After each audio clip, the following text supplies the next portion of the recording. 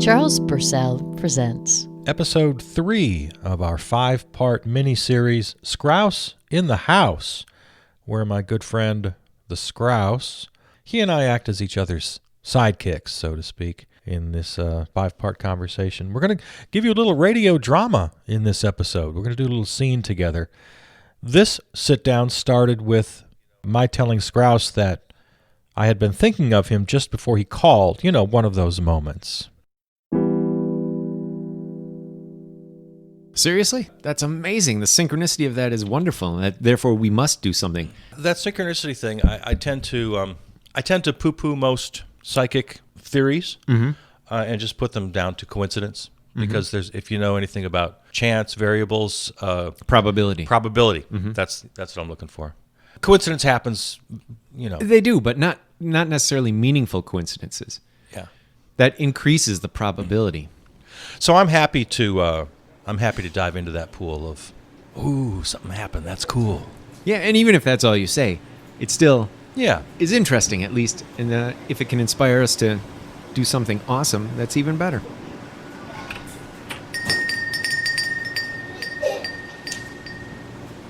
Hello. Hi. How are you today? I'm good. Finally starting to get warmer out there, right? I guess, yeah. Did you find everything you were looking for? Yeah, it's just gum. It's just this gum. Any gas today?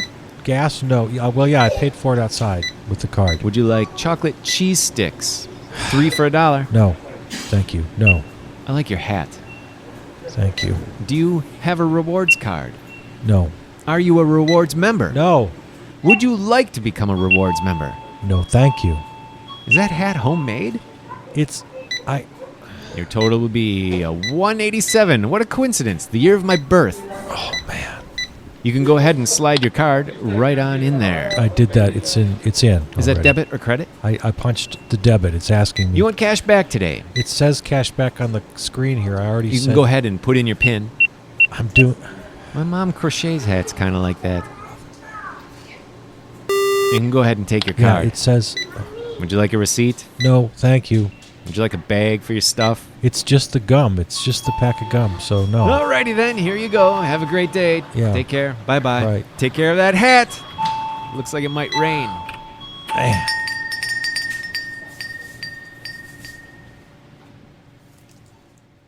I was suffering flashbacks to my days of retail. You worked in retail? Yeah. Did they train you to do that? They made you the rewards card. They made you bring that up. Yeah. And there were a few other things. Today's special, the chocolate cheesecakes? Or the cheesy chocolate sticks? No, I didn't have a place that had a special. So Okay. I would always pick something to try to upsell just as a challenge. Oh, really? Yeah, Just as a yeah. personal challenge. Yeah, Okay. yeah. Because if I can, I would do it in a subvertisement way, Like pick out the most ridiculous thing and say, hey, you need that. And so we're both in on the joke, and it's a big joke. And if they buy it, that's a win. Subvertisement. Now, see, that seems like a term I should have known long ago, but I never heard it before. It is pretty old, 90s, mid-90s. Adbusters, Yeah. I believe, coined I love this term. I love Adbusters. Yeah, well, then you should have heard of the term Yeah, subvertisement. I should. I don't know how I missed that. I missed that interesting. day. Yeah, are you familiar with Ron English, the painter?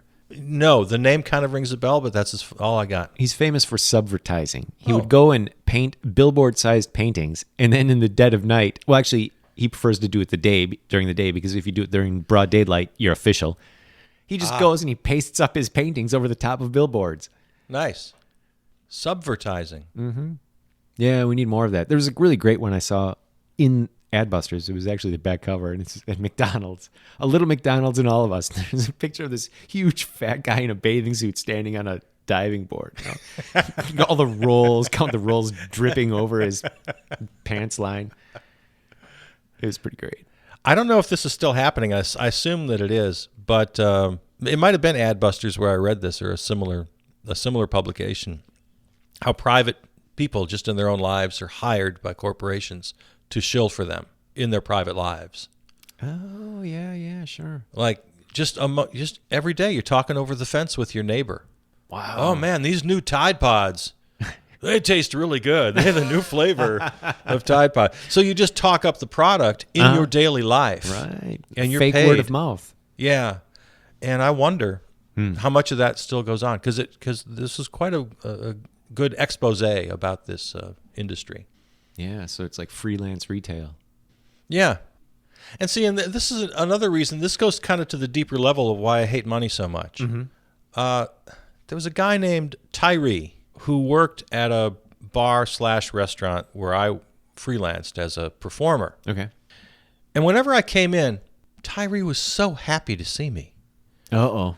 Here it comes. Hey, how's it going? Good to see you, man. He'd come and shake my hand. Yeah. I thought I made this friend. Right. And every time we were together, every time I showed up at this place, he wants to know what's going on, and we're just very friendly. And I thought, okay, well, I got a relationship with this guy. We're friends. Yeah. This feels good. Until I noticed one day, every goddamn single person that comes into the place, he treats exactly the same way. Now, some might say, well, he's just a really nice guy. Yeah, but we're in a public venue where he gets, tips. So this is what he does. And I felt sad. I really? literally felt sad when I realized, I'm an idiot. But I'm nothing special to him. Not necessarily. This is how he makes his tips.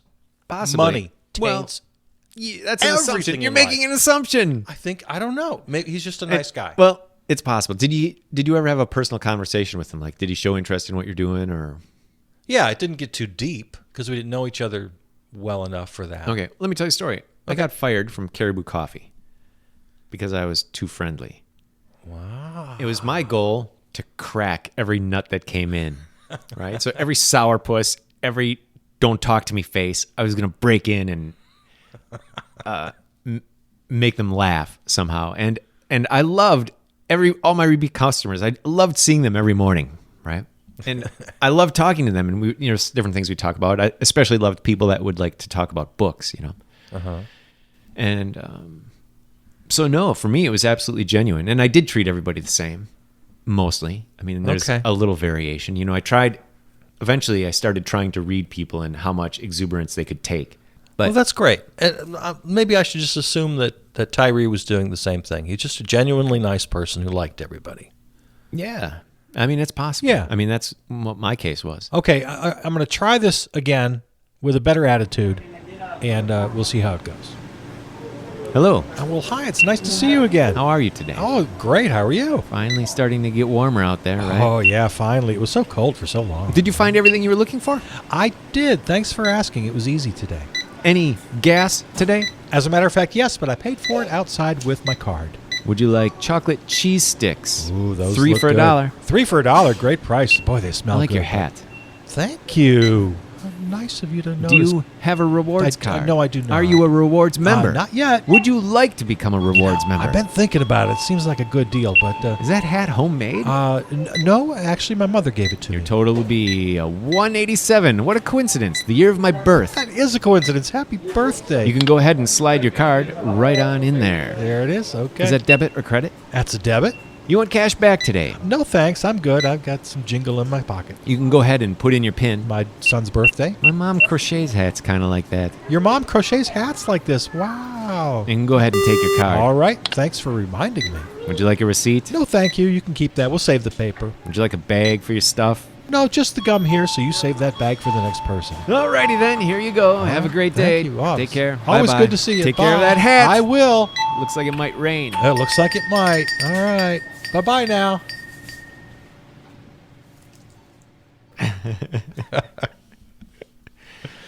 There's a girl at Stone Creek Coffee at the 88.9 location.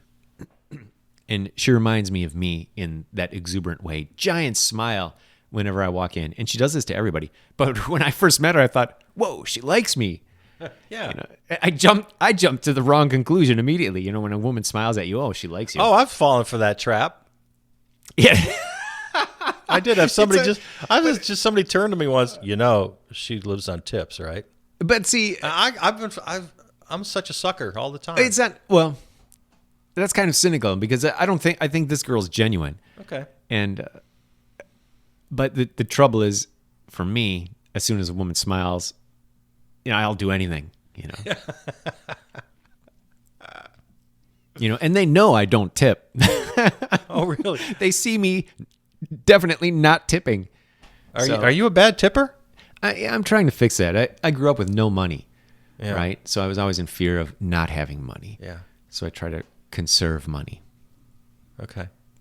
But I'm taking the attitude now that spreading it around is better. I'm a big tipper.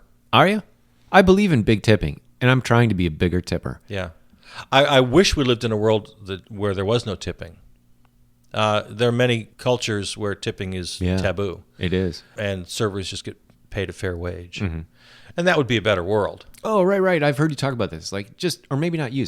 No, I have a friend named Randy who's like, he doesn't tip at all on principle because they should be getting a fair wage so that his tip isn't needed for their living. Yeah, see, I agree with him, but I still tip because we're not in that world. We're not in that world, and that actually hurts the wrong person. Yeah. So I understand what he's doing. Yeah. And I have some respect for it. That wouldn't be my approach. No, I wouldn't. And my reason for not tipping is not that. It's not altruistic like that. My reason for tipping is fear of losing money. Yeah. Do you give change or a buck to the guy standing in front of Walgreens? Never. Yeah, I never do too. How do you feel about it? I used to feel guilty about it. Yeah. But I'm getting over feeling guilty about it. There's one guy whom I know, and sometimes I'll give him food, But yeah, I've gone through a series of feelings. Sometimes it's guilt. If I'm in a bad mood, sometimes it's a little bit of anger. I have to confess. Come on, man, I'm just trying to live my life. Yeah. I'm trying to walk into Walgreens to buy my pack of gum and join the members club. Yeah. I know. I really don't want this right now. I get angry sometimes. I don't say. Of course, I don't say anything. Do you ask him if he has a member's card? Then I feel They'll let you in if you have one. Conversation. Then I feel guilty about my anger. Oh, I'm a complex. Well, we all are, sure, but yeah. And I don't think giving change to these guys is the answer. I don't.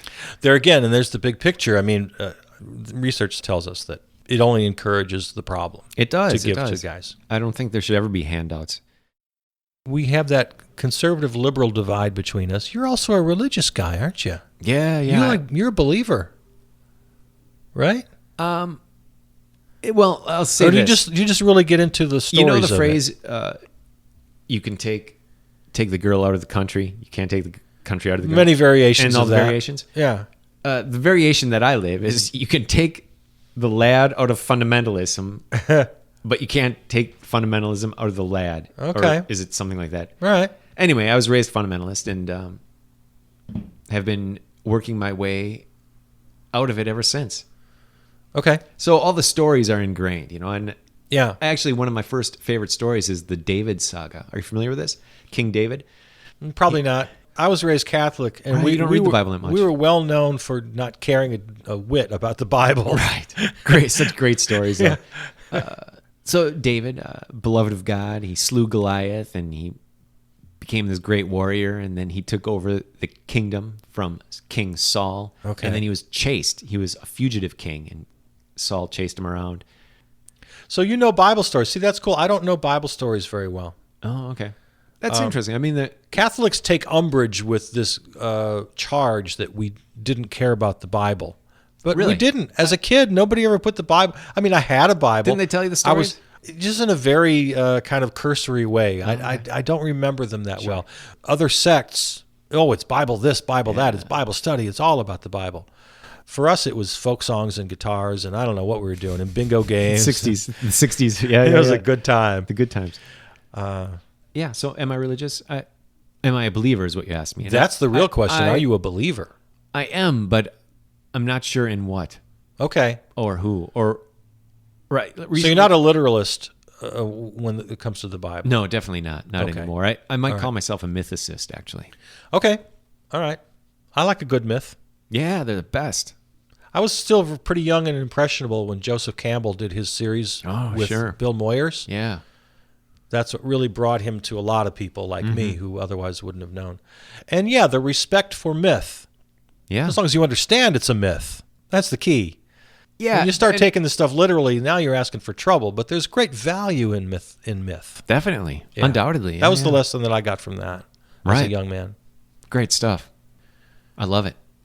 I actually want to write myth, but I don't think I'm connected enough to do that, to whatever you have to be connected to.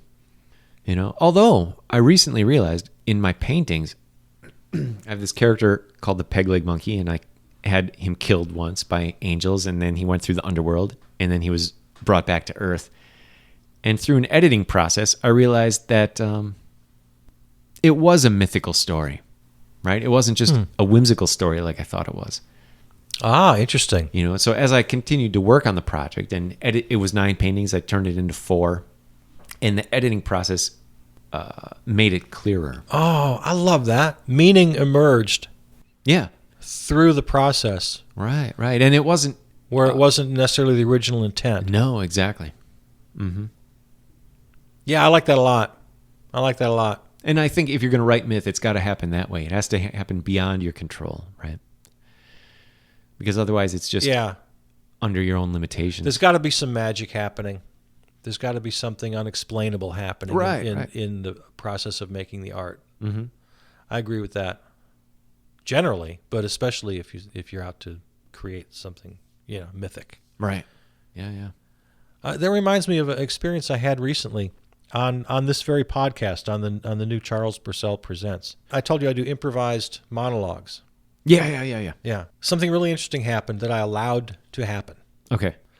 I started out in the Chaz character, right? Chaz is from California, right, dude? Chaz. Yeah. And he says dude a lot. Of course he does. And in the course of the monologue, he's talking about something that's kind of serious, man. Yeah. And the accent kind of starts to change. And all of a sudden, it kind of sounded more like a black dude, kind of like, my black friend. Right. And the accent morphed very slowly, but over the course of this 5, 6, 7 minute monologue, at the end, man, it was much more of the, my black dude friends. Interesting.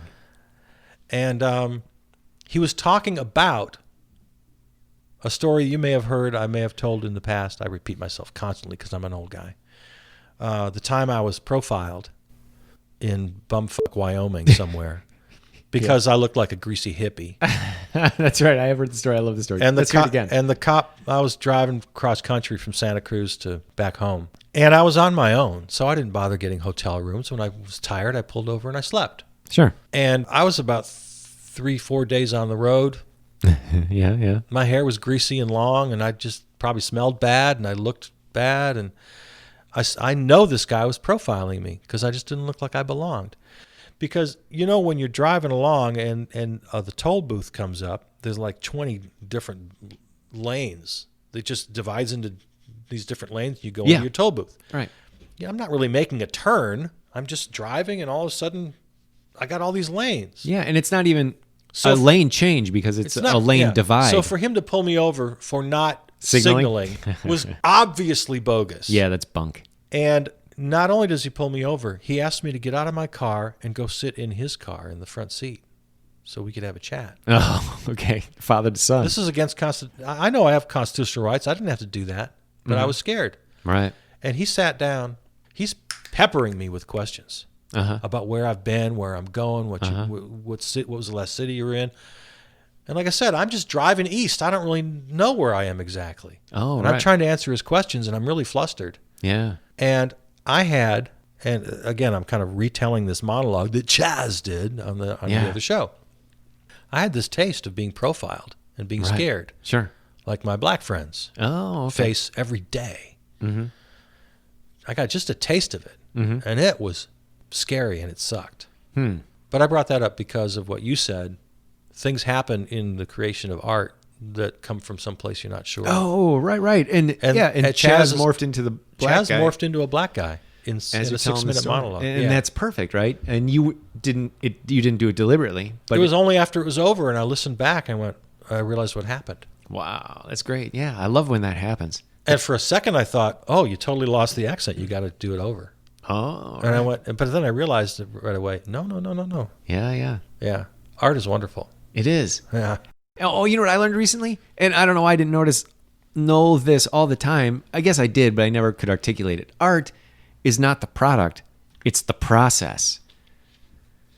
right? So the artifact, the painting, Artifact, yeah. yeah, is the evidence of the art. Well, obviously art is a very large word. I mean, they're encyclopedic volumes written Sure, about yeah, how to yeah. define the That's word. true, but yeah. I certainly don't disagree with what you're saying. No, yeah. We'll just throw that right into the Yeah. lexicon of encyclopedias Yeah. of art definition. But the question of how much intent is required versus chance, if chance is even allowed, it all Right. gets into really interesting stuff. It does, because I love chance. That's what I liked about ceramics and glazes. You never knew what was going to happen unless you were a chemist.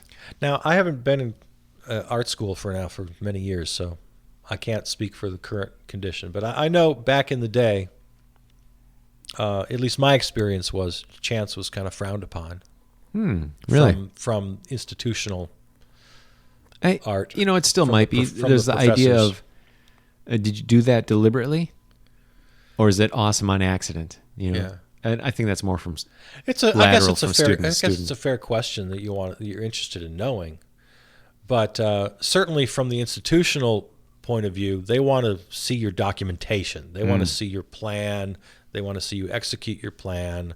That's how they grade you, right? That's how they award you your certificate. Sure. Yeah, but what works like that? Who has a mind that works like that? No artist. It's the people that are in executive producer positions who Yeah. have minds that work like that. Yeah. Not the producers. Yeah, it's the Peter principle at work. It is.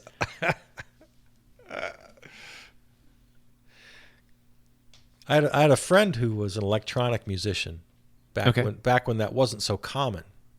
Back when you Talk about first wave, second wave, third wave. Yeah. This was maybe the second wave. because first wave was like the 30s, right, for electronic music. Well, yeah, if you want to go all the way back there.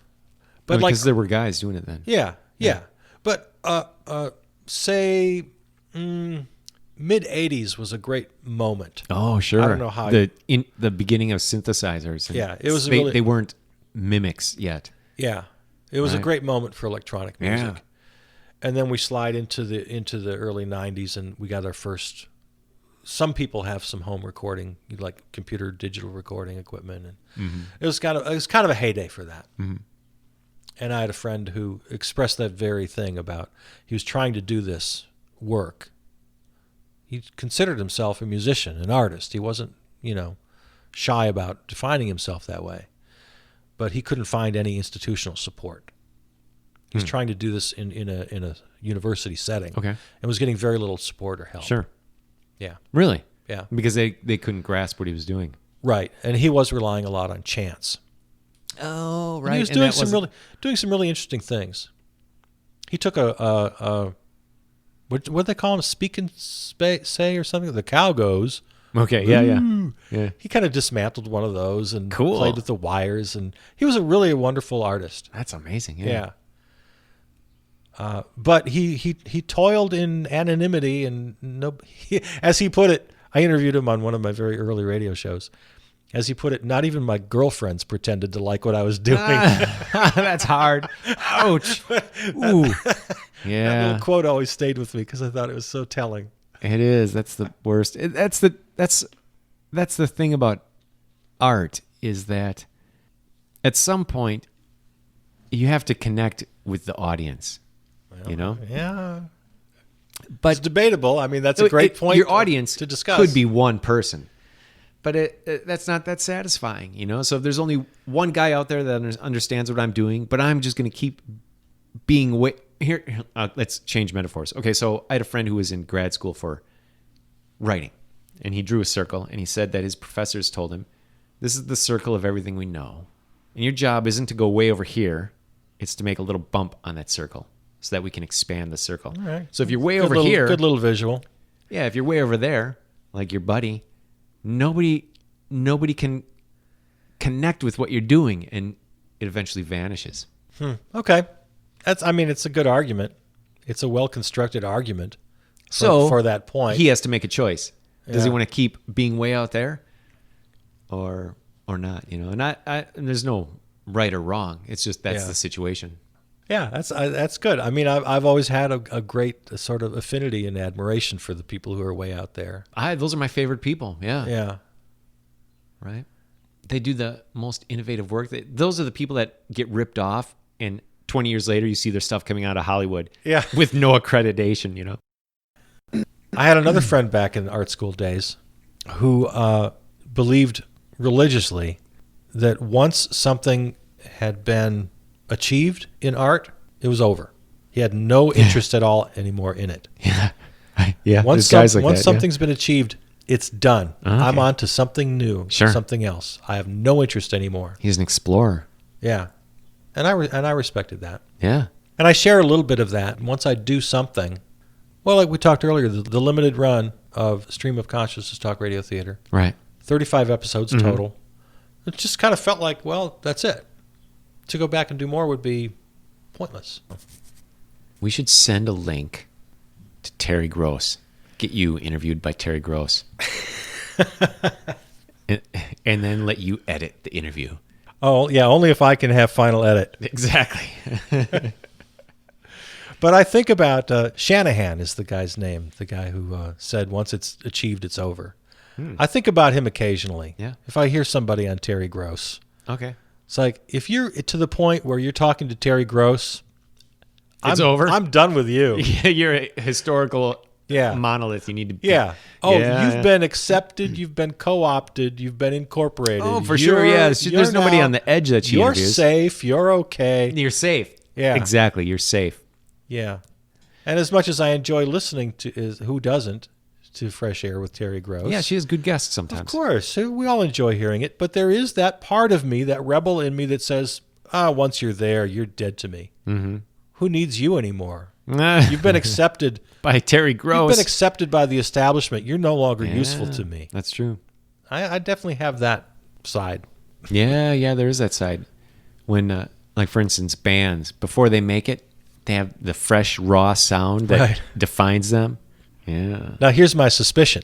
Yeah. I'm doing a little self-analysis here. Okay. It's like, you're just saying that because Terry Gross is never going to invite you on her show. Oh, okay. And you know that that's really what you want deep down. Oh, you really want to You be interviewed want, by Terry Gross? you want to be an influencer. You want your ideas to be explored by Terry Gross and her editing team. Yeah. But since that's never going to happen for you, then you call them sellout establishment. Yeah. So that's my little self-doubt. Okay. Maybe that's happening.